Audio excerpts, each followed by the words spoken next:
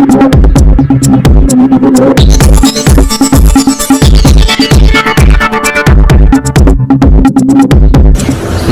నా పేరు Konaseema today news కి స్వాగతం.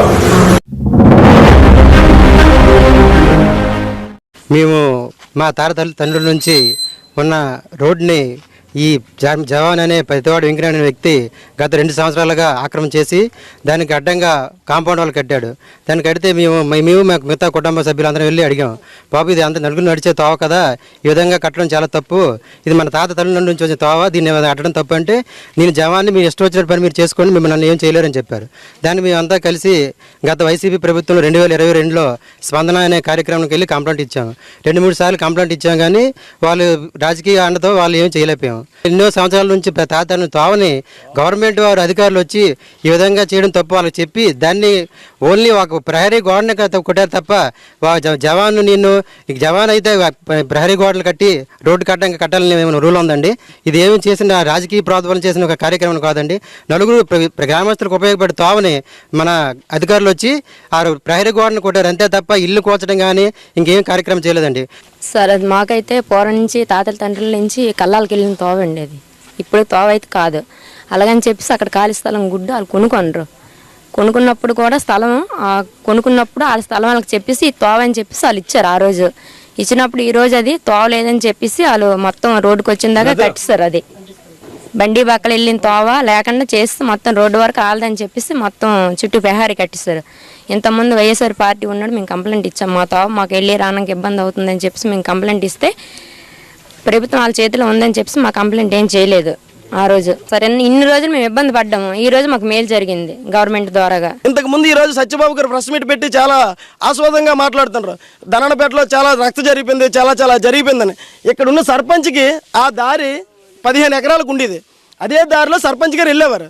ఆ సర్పంచ్ గారు ఈరోజు ఓట్ల కోసం కొనుక్కోవడం కోసమని, ఓట్లు దండుకోవడం కోసమని ఆ దారిని వాళ్ళకి అక్రమంగా ఇచ్చారు.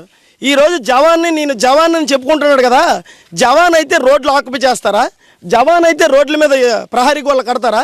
దానికి రంగు పూసి సార్ పవన్ కళ్యాణ్ చేశాడు, చంద్రబాబు చేశాడు, లోకేష్ చేశాడు అనడం సాధ్యం కాదు. రెండోది ఏమంటే ఇది ఇప్పుడుది కాదు, ఆ రోజు వైసీపీ ప్రభుత్వంలోనే మేము స్పందనలో పెట్టి ఆ రోజే జీవో ఇచ్చారు. ఎంఆర్ఓ ఇస్తే బాబు ఇది మీది కాదు, నోటీస్ ఇచ్చారు, ఇది మీది కాదు అని తీసేయండి అని చెప్పారు.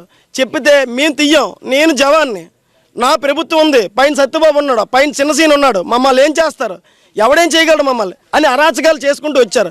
ఈరోజు ఉన్న సర్పంచ్ చాలామందిని భయాందోళనకి గురి చేస్తుంటారు. ఏంటని మేము ఇంకా ఉన్నామని ఈరోజు తెలుగుదేశం కూటమి వచ్చినా ఇంకా ప్రజలందరూ భయాందోళనలోనే ఉన్నారు ఈ ఊర్లో. ఎందుకంటే ఈ సర్పంచ్ గారు అరాచకాలు చూడలేకపోతున్నాం.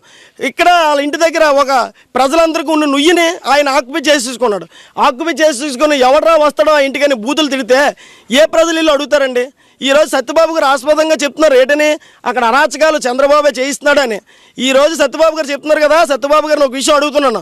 సత్యబాబు గారు మీరు 2022లో జగనన్న కాలనీ కోసం ఇక్కడున్న యాదవ్ సోదరులది మీరు ఎందుకు ఆ రోజు బలవంతకరంగా తీసుకున్నారు?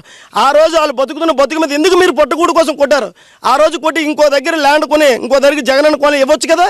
జగనన్న కాలనీ ఆ రోజు ఎందుకు మీరు ఇవ్వలేదు? వీళ్ళు తెలుగుదేశపోలని వైఎస్ఆర్కి ఓట్లు వేయలేదని ఆ రోజు మీరు కక్ష సాధింపుగా ఎంఆర్ఓని తీసుకొచ్చి ఎంపీడీఓని తీసుకొచ్చి ఎమ్మెల్యేతో ఫోన్ చేయించి మీరు ఆ రోజు అరాచకాలు చేసి తీసేసి ఇంకా కేసులు పెట్టి వాళ్ళు ఇంకా ఈ రోజుకి కోర్టులు తిరుగుతున్నారు. ఇక్కడ ఉన్న సర్పంచ్ గారు ఏకదాటిగా ఒకే భయాందోళన, ఆడవాళ్ళు భయం చేస్తున్నారు, మగవాళ్ళు భయం చేస్తారు, పిల్లలు భయపెడుతున్నారు, మేము అది కేసులు పెడతామంటారు. ప్రభుత్వం వచ్చినా అందరూ భయాందోళనతోనే బతుకుతున్నారు.